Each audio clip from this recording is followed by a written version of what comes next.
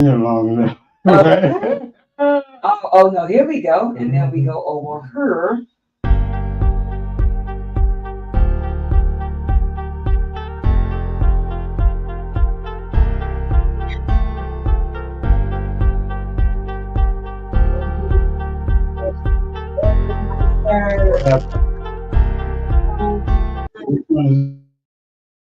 you can do it over. You can do it Yeah. over. I'll be like, There we go.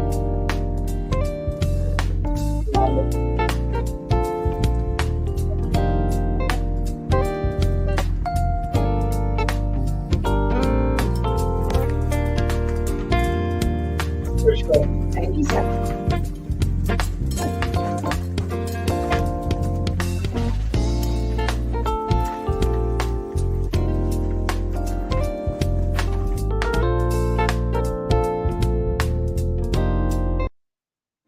All right, all right, all right. Thank you for tapping in and tuning in to Believe Radio, which is a 24-hour gospel music station, amongst others. The Eyes of the Conscience Soul with Sistah Bria B. Mellow brings to you every Saturday of the month, first Saturday of the month, from 2 p.m. to 3 p.m.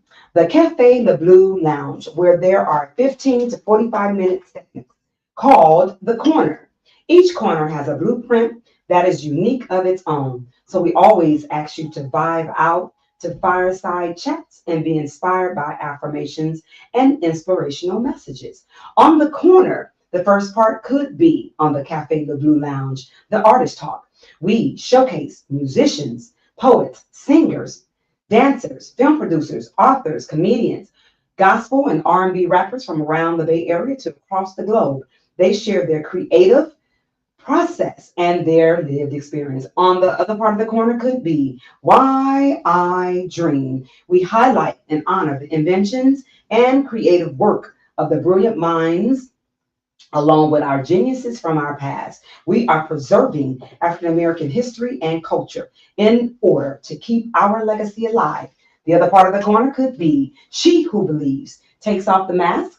This is where you will hear from individuals sharing their personal testimonies to what the Lord has done and is doing in their lives with inspirational messages. Also, we are highlighting golden lights affirmations to impart healing medicine in the soul of the brilliant minds today. Every second Saturday of the month from 2 p.m. to 3 p.m., we have the Medicine Hour with Mr. George Pearson. This is where we believe building a better tomorrow starts with us. Topics we cover: health issues and concerns, healthy eating habits, education, financing, and politics in the African American community. We believe taking care of our temple, mind, and spirit is essential to having mental wellness, healthy eating habits, and knowing that healthy thinking leads to a healthy way of living. Every third Saturday of the month from 2 p.m. to 3 p.m. is Education is the Best Medicine, hosted by Mr. George Pearson, founder and producer of Education is the Best Medicine. It's a 501c3 nonprofit charitable organization, which is community based, health, educational advocacy based, and a resource based organization that uses public media, resources, radio, newspaper, and church based community health fairs to provide health information and education. We believe vision is the art of seeing things yet unseen and bringing light to a very dark world. Every fourth Saturday of the month from 2 p.m. to 3 p.m., we have the Lights Out Straight Talk Youth and Young Adult Radio Show, hosted by Ms.Barbara Howard, aka Sistah B. Mellow, founder and producer of the Eyes of the Conscience Soul radio show, and my co-host, the Doc, the Prince of Hearts, and the Voice in their absence on today. But we have real talk conversations, hot topic conversations, fireside chats with individuals, organizations, community leaders, business owners from around the Bay Area to across the globe and in our actual community. The fifth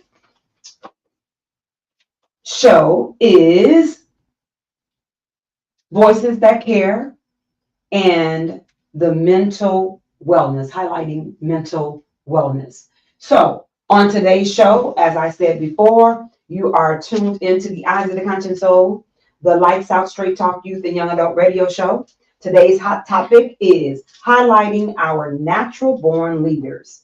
And today's guests, we have Miss Cecilia, and then we have Bria in the house. And I want to say thank you, ladies, for being here with us on today.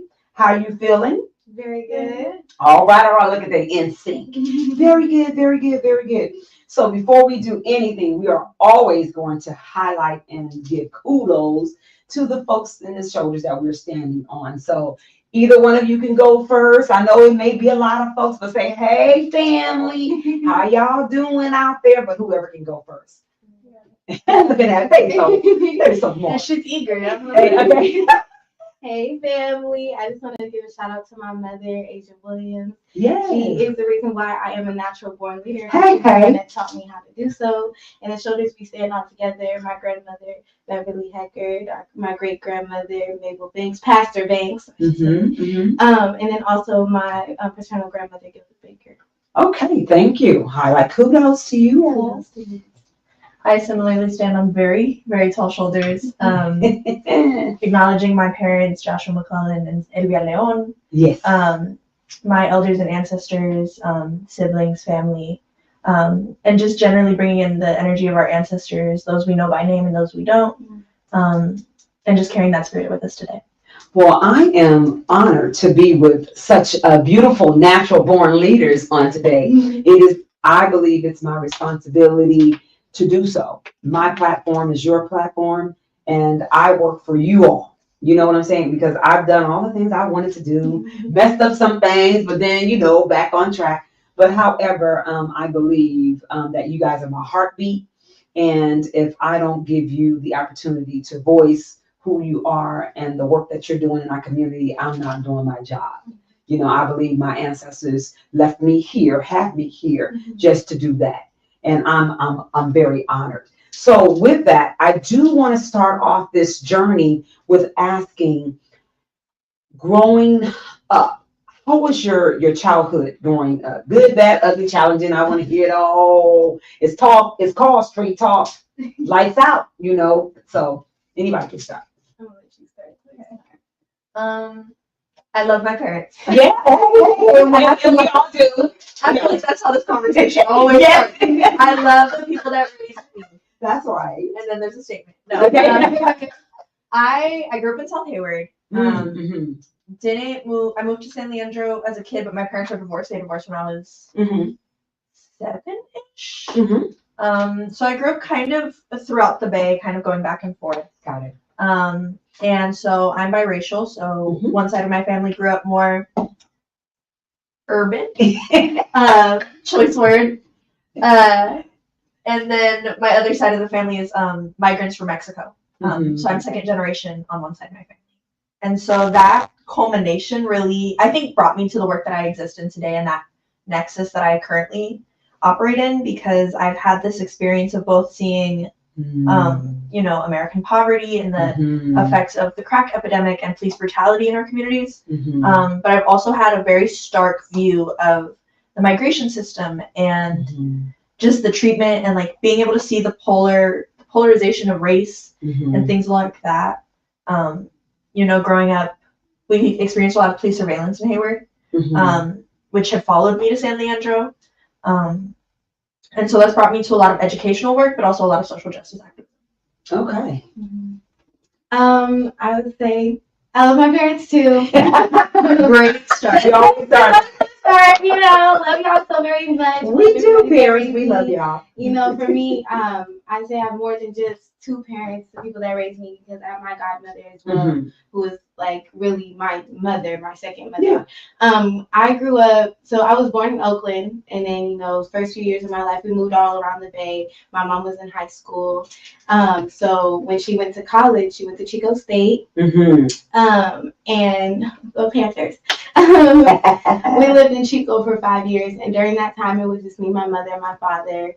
You know, it's a whole nother life because it's way different than the Bay. It's a small town. It's not a lot of Black people. I was the only Black girl in the school for a while. Wow. Yeah. Oh yeah, we want to get into all that little juicy stuff, yeah, but we want definitely want to get into that. Definitely face some challenges, you know, not feeling like Mhm. sometimes feeling out of place, but you know, my mother has always instilled in me that I am beautiful no That's matter right. what. I need to love myself, love my melanin, and always lived on that. I was raised by some very badass Black women. All right. You know, and I was just looking at pictures because like my grandmother, my auntie, my cousin, they're all dark skinned and I'm very dark skinned. And so it's just something we were raised on was to, you know, love that part of ourselves because that's something that's been ostracized and we've been, you know, targeted because of that. But lived in Chico for 5 years. And during that time, like before the year before we left, my parents split up. So that was a challenge, me and my mom being on our own for a while. But I think it was a good experience for me, at least. You know, I love being with my mom and actually being able to connect with her friends and build those relationships because those are my aunties too. Then moved back to the Bay, went to school in Hayward for a year. That sucked. We gonna talk about that. You definitely want more parts than that. Then we moved to Oakland, and I'm third generation in Oakland on my father's side. My grandmother's parents migrated from Arkansas, and then I think I'm fourth generation on my mom's side because her great grandparents migrated from Texas. So my roots in Oakland are very deep, very powerful. And so something I was really raised on was like that, like I'm hyphy, that movement, that pride of the town to, my grandmother, my paternal grandmother has always called me her savior because I was born right after her son was killed. He was killed by a CHP officer. Everything that happened, you know, the police covered everything up and tried to make it seem like it was like he just lost control of his bike. He was on a motorcycle. He just lost control of his motorcycle and, you know, kind of blamed him for his own death. But it was a lot of people in the area calling, trying to make sure that like we got justice for that because they saw what happened and saw that that's not what happened. They saw that somebody was chasing him, an officer was chasing him and hit him off the road, which caused his death. Jesus. And so, you know, living with that kind of energy, you know, it's always been, that's what got me into social justice work as well. We ain't going there yet. Yeah. We ain't going there yet. I got some other things to ask y'all before we go there. But yes. It's a lot of pride, a lot of love. My great grandmother is a pastor, Pastor Banks, from Lily Grove Baptist Church. So definitely grew up in the church, singing in the choir. You know, I've always been in performance art. That's been my thing. So one thing I'd say I'm rooted in is that. Okay, so your wildest dreams. When you were young, what did you want to be? Because I want to go on a journey before we get to where we are, because it's always, to me, your story counts. And I never want to neglect the actual story to how we got there, because that's what makes it significant. And Miss B always, everybody that knows me, it's about, I share my story all the time, the good, bad, ugly, and the challenging things. So, to me, there's not a journey without sharing something. You can share what you want. However, growing up, what did you want to become? Did you have something in mind? You know, what did you want to be? I know this answer. I was actually say your names. Say your names. Oh, sorry. Your names. Okay. While everybody's getting used to the voices, this is Ceci. But I recently was having this conversation with my mom. See, divine. This is divine. So I had like a couple things as a kid. I've always been a performance art. I'm one of those kids. But I was in acting and like modeling as a child, so I really wanted to go into like the performing arts. I wanted to be a singer. Okay. But simultaneously, I thought it was possible to like become a doctor. And so you could do that in theory, you know. Yeah. But I've always wanted to have the the both experience of like doing a performing art and doing something that was helpful. And when I was a little bit older, around the middle school age, so my brother, he's passed now, but growing up, he had been chronically ill for like a good portion of our lives. Yeah. And I don't know if anybody's familiar with like children's hospitals and things like that. But they have this position for somebody who is a therapist for youth, but they like play with them, they help them with their schoolwork, and help them cope. So for a long time, that was something I saw myself doing. But I've always kind of envisioned myself working with young people and working kind of in the performance. I grew up playing music. I play 4 or 5 instruments. Ooh, that's what I want my granddaughter to do, is to make sure she plays this and my son plays. But go ahead. I'm named after the saint, so the saint of music. So the performance and helping people has always kind of been my idea. I didn't know what to do with that. Right. So I was in dance when I was like 3. Mm-hmm. So I've always been in performance art. So I did ballet, then hip hop, and then I did karate for a little bit. I was a gymnast. I did cheer for like 5 years. So growing up, what I wanted to be, I knew I was going to be an actress, a singer, a gymnast, a teacher, and a lawyer. All right. All 5 things that was going to be, those are going to be my careers. Of course, I was going to have time for all of the things because I'm going to be all things. That's all right. Definitely, truly been versatile since the beginning. Definitely, I've been a creative, so I think like with that, you know, I'm still into it. But growing up, 100%, I knew I was going to be an actress, a singer, a gymnast, because gymnastics was my thing. I was, especially, you know, to this day, I'll just randomly do a flip just because I can. I want to. I think also that we grew up in the age of Simone Biles. And Gabby Douglas. Gabby was like my Gabby, and then it was Simone. So it was a good time to want to be a gymnast. Yeah. So like I definitely had, you know, something to look to, and my mother always pushed me towards that as well. So when I remember being 7 years old, we were walking. I want to say we were in Walmart or something, and this lady came up to us and was like, "Oh my gosh, are you in like is your daughter in modeling?" I was like, "Not yet. What's up?" Okay. And unfortunately, I had to be 8 and I was 7. My birthday was 6 months away. But she gave my mom her contact and was like, "Let me know when she turns 8. Wow. Her on stage." Okay. And my mom being in college too, she was part of this club called Women of Excellence. Oh. So I'm in college too. This is my second experience in college. I was in college before. And so being in college with her, because I've always counted that as my experience as well, being in those clubs and stuff, being around all those powerful women, especially the powerful Black women, feeling supported and all that, I just knew. Even when we did our little fashion show fundraiser, I don't know what it was for. Me and my best friend got on that stage, did our thing. Right. And I from that, you know, I had that support system, so I just knew I was going to be there.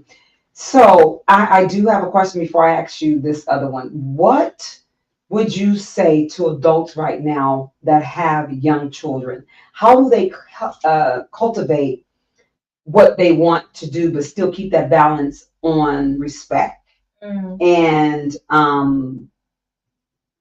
just knowing who they are? What would you say to them? Because every time I bring young folks or young adults on the show, I want, because of the parents that we know that are dealing with all this stuff that's going on in our streets and in our communities. How do we keep the young folks focused? How do we keep them like tapping into the genius? You know, how do we horn in on that? What was done in your circle that made you stay focused on some of the things that you wanted to do? Probably a huge question, but. Or do you want me to start? You can start. Okay. I think something that's I always was really blessed to have growing up was a lot of transparency. For good or for worse. Okay. I think there's a fine line between traumatizing your child and exposing them to things they're not ready for, and preparing them for the real world. And I think sometimes my parents did walk that line a little bit, but I was really blessed to know everything that was happening ever. Right. And I was a child being told, like, you know, over there, that's what they're doing. And I was allowed to see it. That's right. Wasn't allowed to watch Family Guy or The Simpsons because that was vulgar, but I was allowed to walk around the streets because it was real. Yeah. And I'm really blessed too, where my parents were always like, "Tell me what you're doing. I'm not going to get mad at you. I'm going to get mad. But I'm not going to judge you. Let's keep it real." Because, you know, I grew up in a pretty religious family, so we're going to try not to judge. Right. I might check you though. Right. It is a difference. Right. And I think because we were growing up in such communities of like that were actively experiencing trauma and harm. Mm-hmm. That by proxy, of course, it was traumatizing and it Mhm. forced us to grow up. Mm-hmm. But it also was something that really prepared me for what I was going through and what I was going to go through. Right. And I think because I knew what was happening, I didn't stray from reality. I didn't really That see. is so freaking huge. And I just want to stop you right there because that's how I raise my kids. Yeah. And that's how my father and mother raised And us. I love that. Is with the reality. The reality, this is happening. So you can either be a part of that or not. Even though I was the bad one. I was a black sheep. Oh my God. I wanted to dabble, dip, and do the whole. My sisters was like, no. So you know. So, but it was crazy, and I'm gonna let you get back to sharing. Is when at my house, everybody knew there's certain things you're gonna watch on TV and certain things you're not going to watch. Certain things you're gonna listen to and certain things you're not going to listen to when you come over in this house. And then certain things I had the mental shutdown quiet time. Oh, yeah. Oh, right there. Had that walk girl. So, but the mental shutdown quiet time helped me to, I was telling my kids, look, you've been talking since you got up this moment. So, so now you're going to have mental shutdown quiet time. You can either read a book, you can do some art, you can sit quiet with your thoughts. I don't care what you do, but as of right now, you're going to do that. And it helped me to mentally be able to deal. Yeah. You know what I'm saying? I was able to let them, you guys are quiet, I'm in my thoughts. I had to come down for dealing with whatever I had to deal with in society. And then when we got home, it was like, okay, no, everybody gonna need to rest for a second, rest your brain. And today, my kids, they're all right with being alone and with their thoughts. A lot of people are not. A lot of people they're like, quiet, what? Because, I told them I wanted to make sure that they were comfortable with their thoughts and their head, and they were able to quiet their own self, their own spirit. You know what I'm saying? So, and then of course I see y'all looking at my nails. My nails tells my story, and it ain't about me today. It's about y'all, but you guys will hear it at one point. So, my nails represent where God's brought me from, and not only that is the case, is that what looks impossible is not. I don't let nobody limit me in anything. I tell them I am extraordinary, don't be ordinary. Right. And then I had a teacher tell me in high school that I would never ever be anything in life. So I chose, after that happened to me, I went a spiral. I went out of control. Even though I came from a family that always encouraged us. Right. To, but still, that was the part of that. But what I do today, I vowed under just not letting people, I want you to know your story counts. And I wanted people to know that you have a purpose and don't let nobody limit you in anything. Because my father would tell you, quick, don't believe in what the people say about you. You just know who you are. So it was hard at the time, but however, still keeping that in the back of my mind, that helped me get through the substance use disorder too. Just remembering what he said. That was a seed planted in my head those many years ago that was like, you know what? Even though I'm in this situation, you're better than this. Yeah. So, but that was a part of the reason why I'm asking is because our youth is dealing with so much. You guys I commend y'all. Jesus Christ, I'm all tied up over here. But I'm sorry about this. There we go. I commend you all. I mean, you guys are straight soldiers out there. So I'm like, whoo, Lord. But I got your back. So with that, sorry for tuning in and sharing that part. But as you were saying, and to end that, I had family and friends, the kids, like, I don't want to go. But they had to, because the parents were going to it. So, but then as they got older, they were like, oh, that mental shutdown quiet time. I thank you for it. Yeah. As an adult now and as a teenager, they was like, oh, I thought it was, no, I was keeping you. And that's what I think now about the phones. There's certain things. Take the dog on. We won't talk. We'll take the phones away and have a conversation. I get it. They're learning. It's a distraction. and it's an addiction. Did you learn People about don't- it? Did you learn about it? Because I remember, growing up, I didn't see a phone. I had a little flip phone by the time we Okay. started walking to school. That was it. Mhm. So yeah, I growing didn't up. share a phone growing up. Look, you didn't have no doggone. How much this doggone phone cost? $1,000 phone, and then you got a Five. Okay, who needs a phone or a freaking what is that thing? Why do we need that at Who this are you age? calling? Get a book. Who are you calling? Get a book. Get 'em up. Kids these days don't know how to read. And then, okay, we gonna have a conversation. We gonna get to, but no, you keep it real. Yeah. That's what's happening because of all of these. We're not saying that technology is bad, but there's a time and a place for everything, and you can't let this be the babysitter. You know what I'm saying? And when you let it be the babysitter, and then they're getting all these different information and all this kind of I don't stuff, know what they're seeing. and you don't know Oh my gosh. what they're seeing. The stuff I saw on the internet as a kid, it wasn't even as bad We as were in the wild, wild internet. Okay, well, I like that. Wow, We were in the wild, wild internet because it was before. It was when it was fresh. It was when phones were Wild new. Wild Web. The wild, wild web. Wild Wild Web too. They're clicking. We were on the internet when it was kind of fresh, Yeah. and when it was young, and when phones were new, and parents didn't know what all was there. I think too because like we had YouTube and YouTube was different back then Before than it it was is censored. now. So yeah, it was before it was censored, Mhm. but also like I feel like now there's like kid content on YouTube. Right. And there's kid like it's content created for children, curated for them, and that's why I love YouTube Kids because then it has all those restrictions. It still has some like gray areas, but my first go It's to, better. especially with the little ones, is like you're gonna watch YouTube. I want you to watch one of these Educational something. something. Grace's Corner, she be having the songs on there, okay?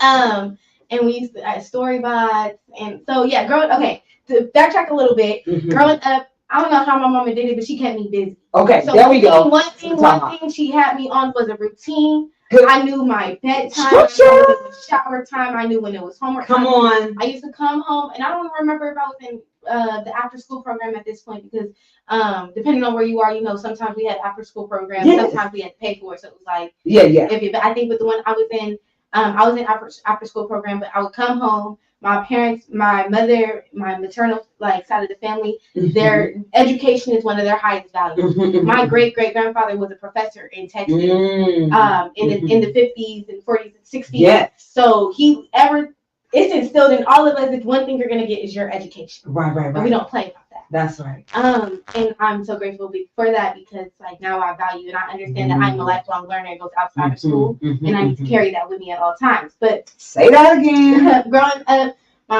my dad too used to have this little workbook, and so if I was in kindergarten or first grade, it was always a grade above. Yeah, they always put us in a grade above. A grade. They used to give me the ones for 13-year-olds. I was in second grade. Like, what do you mean I'm doing algebra? They'd figure it out its numbers. I remember one time I messed up. I wouldn't say I messed up, but when I found a little cheat sheet on the back and I told my dad and he took it out the book, I was like, wait a minute, I can use that. So I was in my room when I was done. I used to like to do it. So yeah, I really loved it. How that was my thing. I like to read and write. I like to do math. They made it fun for me. Yeah. They had a reward for me afterwards. Okay, let's get this done, and then we get to do X, Y, and Z. There you go. This first. If you can't get this done, then we can't move on to the next thing. Mhm. And if you're not doing this, then how are we gonna have fun later? We got to take care of our responsibilities first. That's what my mom says. Well, no, and she's right. She's right. I have to. Now, as a young adult, that helped you stay on track of the things that you know. Even though we of course we like a long process and we go through different things, but however that structure helped you all. And that was one thing that I do that everybody knows. I'm big on my teaching with the young folks and I'm with high schooler now, but elementary, high school, they know time management and structure is important. So I used to bedtime. My mom used to keep the clock on the microwave. So she's funny. So when the time would change, she wouldn't change the time. So you was already in bed. I was always going to bed. I literally used to see that it's my bedtime and be like, all right, y'all, it don't matter what we're doing. Bye. I'm done. This is my time to go. I'm done. Now there was some times, and I was traumatized with it, where I stayed up. I stayed up late, and then I was like, full time. I stayed not minding my business. And one day, my parents were watching Family Guy, and it was an episode where Stewie killed his mom. I was disturbed. Vulgar. I was disturbed. Right. What is this? Right. So I didn't do it again. Another time, my mom was watching Pretty Little Liars. And she caught me that time. And she was like, I'm surprised you didn't get scared. I was like, well, no, but last time I did. So this is not going to keep happening. I promise. And so that structure and having that in place is, I think, what really helped me, because even when there's other things going on inside the home, things that were bothering my parents, even when they were having their tips within their relationship, like I was still able to be on track and still have what I needed, because they made sure that that structure was in place, even through the arguments, whatever. That's right. And I'm so glad you guys said that. Did you want to share it, Natalie? I was gonna say, like, similarly, but in contrast to both your story and your story. My family got a lot of sayings. I don't know if it's because I'm mixed. I don't know what. I don't know if they just think. Who are you mixed with? I'm Mexican and white. Okay. You wouldn't have guessed that. Yes, you No. would. No. Oh, What would you have guessed? No, I'm not gonna. No. off radio.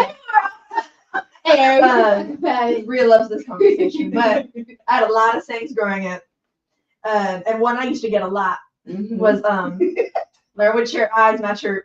Because a hard head makes for a soft. So I was forced to. You see what they're doing? Yeah. Don't do that. Did it work for them? That's right. So why would you do it? And so even in my parents, I like your parents. I think also because, like, my parents they weren't young, but they were younger. Yeah. So, like, they're actively making mistakes because they're Right. human. So it was a lot of, look what I'm doing. It's not working. It's not don't working. do it. Right. Because, like, how do I put this? We love our elders, Mm-hmm. but the goal is to do better. Like, Right. we want to scale up. I would make different mistakes than they did. Y'all I wanna already make did new that. ones. And I like that. I like this conversation about having the youth now make not the same mistakes as the elders, but you know, there's something in your journey is something else for you to learn. Yeah. Looking at ours and say, oh, I don't want to do that. And then making your own path to something else that you're going to learn from. Yeah. You know what I'm saying? And when you are able to learn, it's like you can pass that information down just as well as our ancestors did for us and our parents and our elders. But go ahead, I'm sorry. No, I think that was really all I was gonna add to that, because, like, I was very instilled, like, I was one of those workbook kids, but I was I enjoyed it. I think I was a geek. It was fun. I liked it. But it's nothing wrong with being a geek. No, And see, that's what it's nothing wrong with being not popular. That's what society says. Absolutely. And all the things that's happening in society, that's trying to make you popular. You know, you don't need no 4 or 5 girlfriends. You don't need no 4 or 5 boyfriends. I don't have the time for it. You don't have the time for it. And that's reckless. You don't want to reckless with your temple. Yeah. You know what I'm saying? So, but I get it, but society is telling you all of these different things to be, say, and do. Yeah. And it's like it's running you down the rabbit hole because they getting paid. You ain't getting paid, but you're getting damaged. So to be able to like a new oh Lord, being creative, and again I'm talking about back to I didn't say, but using your imagination. These kids don't use their imagination anymore. It's so scary. Because it's given to them through the technology with the light. Say that. Say that. Sounds and it's Say right. that. And then the attention spans too. I'll talk about Come on. So my little sister, my mom. So my mom was one and done with me. She had me at 14. She went to and through college. Yes. She was like, I don't want no more kids. I have been asking for a little sibling since I was 6. Oh. Because my best friend. Yes, I waited. I prayed for her to ask. Because I had little cousins. I'm the firstborn granddaughter, second grandchild, first great granddaughter, like the first of that on my maternal side, and then I'm my grandmother's savior on my father's side. So I meant a lot to my family, especially because my mom's very young, so they're trying to make sure that you know they wasn't gonna raise me for her. That was the thing. That was you did it. You had it. You gonna make sure. And that's what I said to my kids. One thing my mama did, she raised me. Okay, so when it comes you know, I wanted a younger sibling for so long, and I did have a younger sister. I met her when I was 8 years old, and we have a great relationship. I love that girl to death. But we didn't live together, so that was one thing I was missing. So my mom I had been telling her for some time I want a younger sibling, and she was saying no, she's not doing that. Then I told her I was gonna pray on it. She said, okay, well I'm gonna pray on it too. I'm gonna pray on it too. I'm not having no more kids. She was like, guess what? My prayers outrank your prayers. I said, okay, we'll see about that. I remember for my 12th birthday. No, it was my 11th birthday. It was my 11th birthday. It was my 11th birthday because my best friend who I live with now, that's, you know, my ride or die. That's my partner in crime for life. My best friend and I were like she came to my sleepover and my mom got sick. And I was like, my mom's pregnant. and my mom's so anti. She's like, she was so anti. And I would have been too. That's biological terrorism. A few months later, it came out that she was 4 or 5 months pregnant with a little girl. This right so your prayers came true. My prayers came true because I had 2 dreams before that. And that's one thing I do know, that like when it comes to me and my family, God always sends us messages. All right. Come on now. I'm gonna know. I can tell you all about the babies that they came. I'm like, I knew about you before you was here. I knew about you before you was thought of. I knew about you before they told anybody else. So with that one, I had 2 dreams. I had a dream that she had twins, and I had a dream about a baby girl. Oh wow. So within this dream, I'm like, okay, I'm excited, and I'm like, okay, Mom, what does this mean? And she was like, doesn't mean anything because I'm not having no more kids. She's like an active imagination. Actively, like, no, this isn't happening. And then here comes this baby, and she's pregnant. And so I'm excited. She the way she told me, because I told her for Christmas, I want either a puppy, a baby monkey, oh Lord, or you can have a baby. Oh my God, those are very expensive gifts. Exactly. And I didn't even care what the gender of the baby was. I just wanted one, right? Because I also had my younger cousins, and I'm like, I love them, and I love on them so much. And I like my baby cousin Casey he's the first one that I really was like, since you were a baby, I knew what I was doing, and I like had you around me. And so with my baby sister Malia, I got to name her. The only rule was that she had to have an M name because her dad's side of the family, they all have M names. It's so beautiful. So she had to have an M name, so I get to choose her first name. And so I remember jumping on the bed with my best friend, like, okay, what are the names? And we chose Malia. So it's Malia. Her nickname is beautiful. Because one day I was reading a book and I was like, you know what, I need to remind her that she's beautiful every day. What is one way I can do that other than calling her that? Right. When I say beautiful, she looks up because she knows who I'm talking to. And so before you go there, how important it is to make sure that we pour positive messages and words into our youth. So and I get right into that. And because I have another part of the journey we're going to take a transition to, because I do want to share. I want to talk about what are you guys doing now in a few minutes. But I do want to know the importance of sharing and saying positive things to the youth versus negative things. Yeah. So when my little sister, she's 12 years younger than me, 11, 12 years younger than me. So I got to name her. This is my baby. You know, she has great parents. I'm so grateful that she has great parents, because if she didn't, she'd be with me. And so with her, I knew how important it was to remind her she was beautiful every day, because I remember being in school being bullied about like my looks, about my body. Yeah. And I'm in middle school. I'm 10 to 12. Yeah. And I'm being bullied, and really I was really torn down. Yeah. And I remember having to say like something to my mom about it, and she was like, "Don't let that bother you. Like people always clowning about something. Like you can't let that bother you. You can't let that get to you." But it did. Yeah. These are my peers. These are the people around me. These people saying that stuff to me. And then, in living before, when we lived in Chico, I'd already had that encounter when I was like 5, where this girl came up to me. I don't even know what I was doing. I probably wasn't even doing nothing for real. And she was like, "You just think you're all that because you're black." Well, I am. I am all that. I think I'm all that because I'm Bria. Like, everybody loves Bria because as they should. But, those kind of things had already been said, and grateful, like, my mom was able to intervene and, like, let me know, like, hey, that wasn't okay. You don't got to listen to none of that. And then she talked to the school, because it's really not okay. She talked to the girl parents, all that.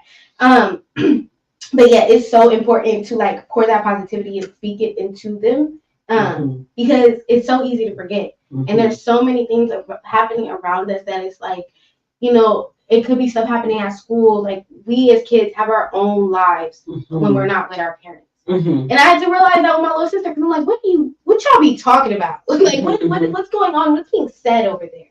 And Oh, she's that age. and taking that time to like tell me I was beautiful, to tell me like, oh my gosh, Mm-hmm. you know, remind me that my hair is beautiful, remind me that I'm cute. I'm really all that. I'm really all that.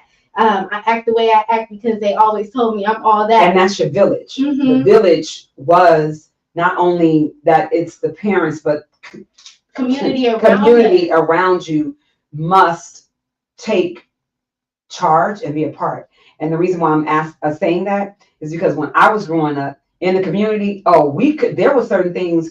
If you did, the next door neighbor, the people down the street could check you quick, and you will get in trouble. And then when you were home, you would get in trouble again. So what we're saying today in society, everyone, we're asking you to be a part of the change with our young folks and inspire them, encourage them, and adults, don't be so quick to be disrespectful to somebody else that's checking you or sharing with you about what your kid is doing. We're supposed to do this. We're supposed to get it back. Society wants us to be a certain, but society wants us to be a certain way, but that's killing our community. We need to bring it back old school, and we need to make sure that we're tapping into and respecting one another, and knowing that when your kid is up, my kid elevates up. Mm-hmm. So when your kid is tore down, my kid is tore down. So we want to make sure that our community knows this. This is what it's about on this radio show too, is to make sure that the information that we're giving out is to share with our parents, is that how can we be better? How can we encourage each other? How can we get back to the way our ancestors did it? You know what I'm saying? Yeah. How can we tap back into that wisdom? Because if we don't tap back into that wisdom, we're going to have what we have out here now. Everybody being disrespectful to each other. We got the social media telling you to kill somebody, and it's easy for you to take another person's life because you don't respect yourself and you don't respect your family, you don't respect elders. All of this stuff is out the window. So being able to pour those positivity and those words back into our community is so important. We want to thank you. We're having a conversation. We're having a good time here. I want to thank you for tapping into Believe Radio, which is a 24-hour inspirational gospel music station. Every first Saturday of the month, the Eyes of the Conscious Soul brings to you the Cafe Le Bleu Lounge. You can tap into the Artist Talk, Why I Dream, She Who Believes Takes Off the Mask. Every second Saturday of the month, we have the Medicine Hour with Mr. George Pearson. This is where we believe building a better tomorrow starts with us. And then you have every third Saturday of the month, Education is the Best Medicine. Every fourth Saturday of the month, the Lights Out Straight Talk Youth and Young Adult Radio Show. Every fifth Saturday of the month, Voices That Care. And we also highlight mental wellness. We want to thank you again for tapping in, tuning in. Please tell a friend, family member to tap in. And then I'm going to have these young women tell you about now the transition to where they are today and the things that they're doing. The hot topic on today is highlighting our own natural born leaders, but we wanted to make sure that we take you on a journey of them and their lives. And now we will transition into what they're doing today. So with that, share about what you are doing. And first of all, I'm going to make it short on one part. How did you guys connect? How did you come in? I love this story. You love this story? Okay, say that story. And then what we're going to do, we're going to start it off into the transition and what you guys are doing today. Yeah. We celebrated our anniversary of friendship. Yeah. Oh, friendship, I love it. This was our 2-year. It would have been 2 years since we met. And then in May of 2025, that'll be 2 years since we became friends. Okay. We locked in quick. Yeah. So we're both poets. Yeah, I was a poet to a poet, not a spoken word artist. That's why that's how my name is Sistah B. Mellow. And then I'm Miss Bria. Okay. As Bria. So it's always been Miss Bria because, I've always been in a lot of things. And so whenever people used to hype me up, they'd be like, okay, Miss Bria. Okay. A little bit like that. So coming up now, being outside, it just like has been that same, okay, Miss Bria. Okay. And that's what I lead with. And then, but I think to like explain how we met, we have La to explain who Ceci. we are. I don't say La Ceci though. La Ceci is more like joking to me because it's basically like to say the before something. Right. But my cousins kind of use it to say I'm presumptuous. They'll be like, okay, more so because I'm the American. Okay. So they'll be like, okay, the American. Oh, she's the girl. Like, right. So, but I generally I go by my first and middle name, or like my first nickname and my first name nickname and my middle name. First of all, I want to say thank you, Kels. Thank you, Kels. Oh, yeah. Thank you, Miss Kels. For the connection. We love Kels. Yeah. Yes. Elevator Center. Yes. Yes. Okay. But so I go by like Cecilia Adriana. She goes by Miss Bria. But we had both met because of our work, and we met in different spaces, and that's kind of what drew us to each other. So we had met at my first ever. Oh, so I have something for y'all. So we about to do a spoken word piece. We're gonna not today. Okay. You know what I'm saying? We're gonna do an event. I was like, we gotta go on the roll today. You're gonna go on. But so we had met the first time I had performed publicly. That's your first time performing publicly? Yes.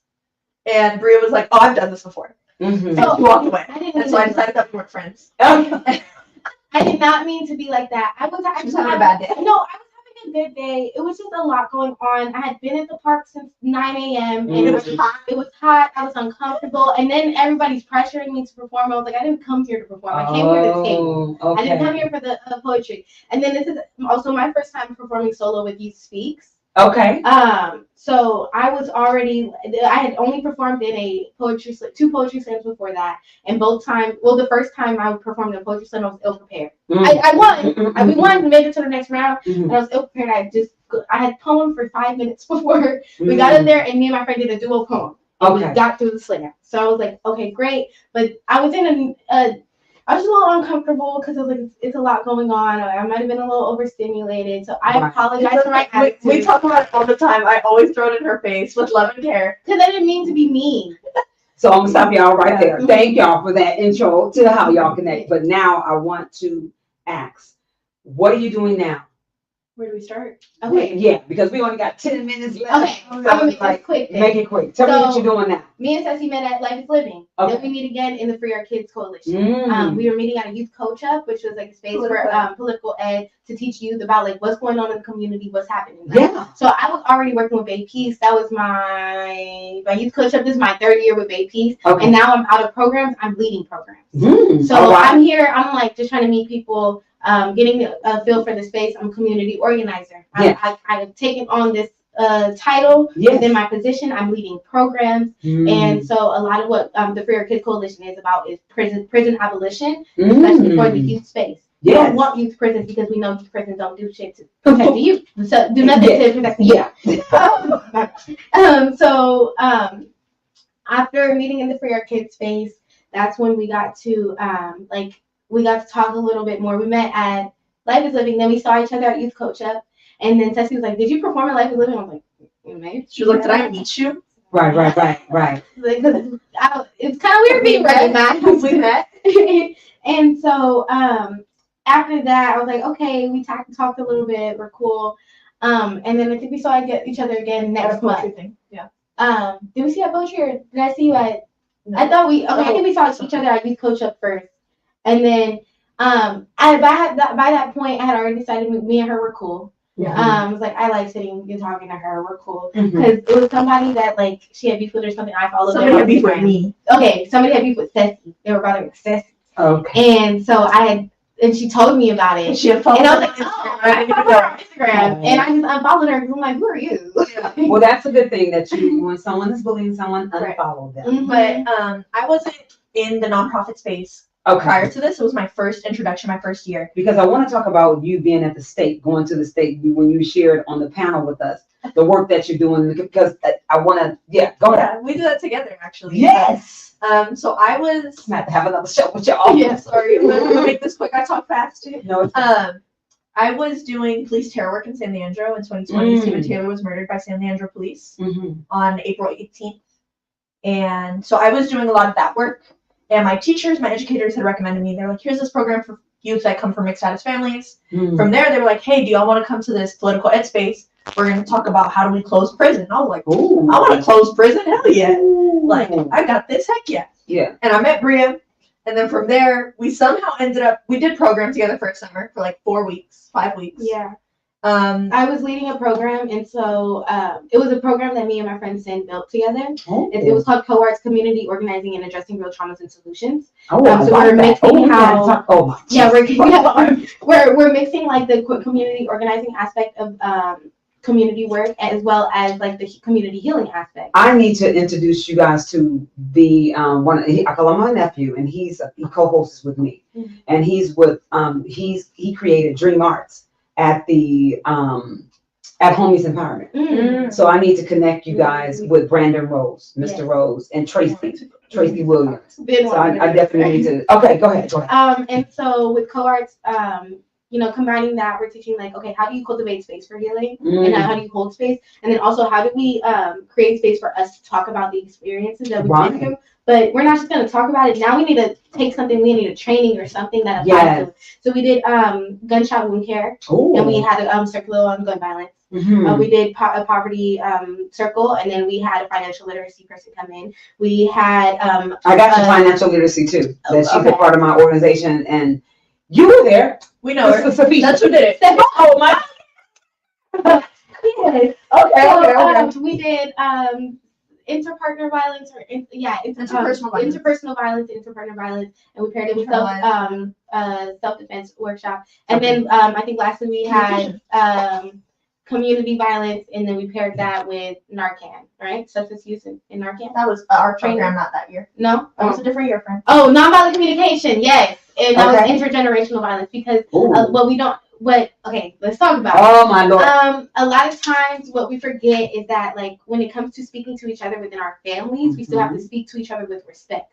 That's why we just talked about those positive. If we're not speaking calmly and peacefully with each other, it's only going to build up that violence and resentment within the home. And that will seep out of the home, seeps into the community, seeps into our schools, seeps into our water, really. And we want to make sure that instead of having these like violent conversations and having these conflicts within the home, because conflict is natural. There's always going to be conflict. We're human. It's a part of It's about life. Understanding that conflict and being able to mitigate it, and get through it together. That's right. And so with nonviolent communication, it was really about like being able to speak to someone and say like, this is what I experienced, this is what I saw, this is what I felt. Right. This is what I need right now. This is what I can offer. Right. Yeah. And so me and Ceci practice this pretty often. Like we've led the workshop so many times that now within our own friendship, when there's something like going on, really it sounds good. funny. It sounds funny because people no, it's not. What just happened? No, it's super serious. Yeah, if we do it like the workshop. Oh, you should have okay.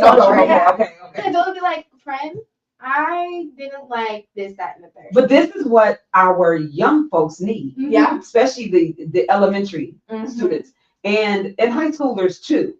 But it starts in elementary. Learn how to talk to each other. That's right. And so I know with my little sister at the very least, right. I felt so proud because one day she came to me and she was like, Bria, it makes me feel really sad when you tell me I can't sleep in your room with you. She was invading my space. And I had kept telling her, no, you can't sleep in my bed. I want my bed to myself. But her coming to me and say like, hey, it makes me feel like this when you say this. Share. And her being able to share that with me, That's I was like, okay. Her truth. Yeah. I was like, okay, I understand that. I don't want to make you feel sad. I don't want to make you feel hurt. And it was a conversation. I have this boundary if I need my space. So that was her. You was also showing her, teaching her about boundaries too. Oh, and on her, it was vice versa. Because we know in this we have to respect each other. That's right. You know, when the No No Square song came out, we went over that. This is my singing all the time as adults. And as when she was 2-3 years old, she understood that No No Square. Okay, I'm not going to touch you there because you know kids are curious. Right. So it like her touching me. I was like, no, I don't like that. Can you not do that? So we already have that rapport of like, let's talk to each other nicely and let's try it like this. My mom was very big on chill out time. Because she was mine was the mental shutdown. Why? And mom's had chill out. I like that too. You gotta do chill out time. You don't gotta go to sleep and take a nap because I know you don't like nap time. That's right. But you gotta go sit somewhere. You gotta be quiet. You could draw. You could read. You could talk to yourself. That's you could watch a little show on YouTube. But right now we're gonna take a break from Right. each other and have our chill out time. That's And right. then when chill out time is over in an hour, then we can come back together. We can have fun. We can play this game. We can do whatever. Mhm. So being able to communicate with each other is like one of the biggest things that we work on within our organizing work.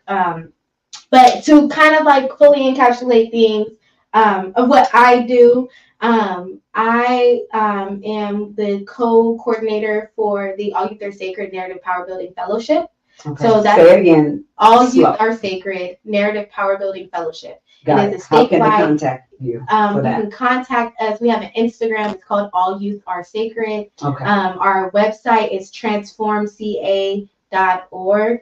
Something like that. Something like that. See, Wait, it's hold in up. the bio. It's in the bio on Yeah, it is. Instagram. Okay. Check us out. Check my own Instagram, Bria X Baby. You will see all my highlights and all the work I do. And so that fellowship was actually built out of the work that I did. So being in the free arcade space, I was invited to a youth justice convening. Mhm. And so there they were like, we just need to know the youth perspective, the youth voice, and within this whole conversation that we're having. That's right. And so after being there, I followed up with them, and I was just like, hey, I want to know what else. Like, I want to keep having these conversations. I want to be on the planning team of this, because that's what I like to do. I like to be on the background support plan and Execute. Yes, execute, curate Yes. these spaces. Mhm. So I told them I want to be on the planning team. Sandy was like, all right, let's do it. And so I come in and we had these online meetings, and they're just like, we just need y'all input. And I'm like, cool, everything's good. Then they hit me and we're like, this is the date for our next convening. And I was like, I'm here to plan it. I can't show up. I'm going to be in LA at my writing camp. Right. So I went to the California State Summer School for the Arts for writing. I did prose writing and poetry. Mhm. But I'm a stick to poetry. Okay. And so during that time, we were talking about what youth we wanted to invite to this space. Mhm. And so that's when I was like, really looking towards like my network and my friends, because there was a couple youth that I was like, I really want to keep y'all connected in this work. I really want to make sure that you guys feel connected and feel that like sense of community. Right. Because I remember feeling like I didn't have it, and I didn't know where I was going. And so at that moment, I was like, okay, I hit Ceci up, and I let them know. I was like, okay, I was like, I have two people, Ariana and Ceci. And they're like, okay, they have to be associated with an org. Mm-hmm. And I was like, okay, Ariana's not associated yet, so until we get there. Ceci has worked with 6-7 and Bay Peace. So So we're both in the coalition. and we're both in the coalition together. So can we get her in here? What was that? What is it called? It was 67 Sueños, which is a nonprofit art activism like nonprofit for youth, Okay. mixed status families to help them heal through the intergenerational trauma of like migration and those systems. That's beautiful. How can they connect with you? They are on Instagram if you want to see what's up with them. But if you want to connect with me, my Instagram is Cecilia21, CECIADRIANNA21. But me and Bria also have a shared Instagram, Yes, an email, that. a website. Our personal passion project that we share is Sueños of Sisterhood. That's what I'm gonna say. I need that. So Sueños of Sisterhood started out because I was on a panel for Black and Brown Solidarity with Allah. Say it again slowly. Okay, so Sueños of Sisterhood is mine and Ceci's platform. Okay. We're No, the name again. Sueños of Sisterhood. So Okay. Sueños is dreams in Spanish. Yeah. That's okay. Mhm. That's why I want to make sure people understand what you're So Sueños is dreams in Spanish, and we came up with this name because it's dreams of sisterhood or dreams of community. That's how I interpret it. Yes. That's my definition of it. And so this I have some came folks I want to together understand. because I was on a panel for Black and Brown Solidarity with Mm. a lot of African American Latino Action Alliance. Yes. And so there was this big conversation, and this is also how I met Nunu, and I got into work with Priority Africa Network, doing the Black Immigrant Youth Project. Mhm. But SOS first. So Sueños of Sisterhood, that's our platform. It's all about Black and Brown solidarity, community empowerment, people's empowerment, and community healing. Yes. And the way we do that is through authentic conversation, political education, and art. Yeah. Mhm. And we're poets. A big I love pillar of ours is making sure that we're highlighting the most disenfranchised first, Yes. which is why it was Sueños of Sisterhood, because we had seen that a lot of spaces we weren't seeing Black and Brown That's women right. Come on. uplift each other. It was a That's lot of competition instead of community. And we And wanted you to know, I say to people all the time, I am not about competition. I'm about collaboration. Mhm. Go ahead. And Finish. so at the conference, this man came up to her, an elder, and was like, "You should write a book." About a week later, we were like, We can write a Because book. Because initially, nah, A maybe book. not yet. A book. Like we're It's the first week of 17. college. We're 17. First We week just of college. got here. We're not doing none of that. I've been organizing at this point. Am I going in my 5th year? So at this point, I've been organizing for like almost 4 years. So I'm like, I'm not there yet. I just got to college, still I'm trying to fresh. figure I'm still things about 10 out. years. Yeah, like trying to Wow. figure this out. And so then we're at our respective schools. I'm living on campus now because my mom really pushed me to go to a 4-year so I could have that experience because she didn't get that experience. yeah, it's a beautiful thing. And so I'm like at my dorm and Ceci texts me or calls We're on me. call. And she's like, I just wrote this poem. You want to hear it? I'm like, hell yeah. Like, I mean, yeah, I just want to hear it. And that's when she read the poem. I was like, girl, you need to write a book. Like, why are we writing a book? We had matching poems. Yeah, because then I have a poem that I just wrote in class too. Wow. Like, let's write these poems together. And that's where I think Watering Our Ancestry came from. Came from that elder. Because yeah, he said that first. Watering Our Ancestry. And we're like, we're gonna write this Oh, down. I got We wrote it I got down in a something for y'all. notepad. We wrote it down in our notes app. We're like, we're gonna use Kill that. that. Yeah, so much. Because it's really about what we're rooted in. Mhm. And it's like, where do we come from? That tells you so much about where we're gonna be. Whoop, whoop. And in order to grow, we need to water our ancestry. That's you hear me saying that? Oh, yes. So with this, we're like, it started off as a book idea. Right. We're gonna write this book. It's money on And the guess what? sisterhood. Before y'all keep Mhm. time flies when we're having fun, it is time to end. But I know I'm going to have you guys back in here. Oh my God, I just have so much that I didn't get a chance to get through, but it's okay. And I'm gonna let you finish that thought. Again, you have tapped into the Eyes of the Conscience Soul on Believe Radio. That happens every Saturday from 2 p.m. to 3 p.m. We just want to thank you for tuning in. Please tell a family member, a friend, community to tap in. And I definitely want you to make sure that you get the resources connected with these young women. They are our natural born leaders. We are highlighting the work that they have done and that they're doing in the community. And we need to make sure that our community is backing them. And Ms. Howard already said, again, I want to thank and kudos out to Kels and Marlena for introducing me to Kels. So, my sister Sanchez, Marlene Sanchez. So I'm so grateful to her, who is the executive director for Elevate Her Center. Solidarity, that's my sister. But there's so much work for us to do. And I want you to have parting words for our community.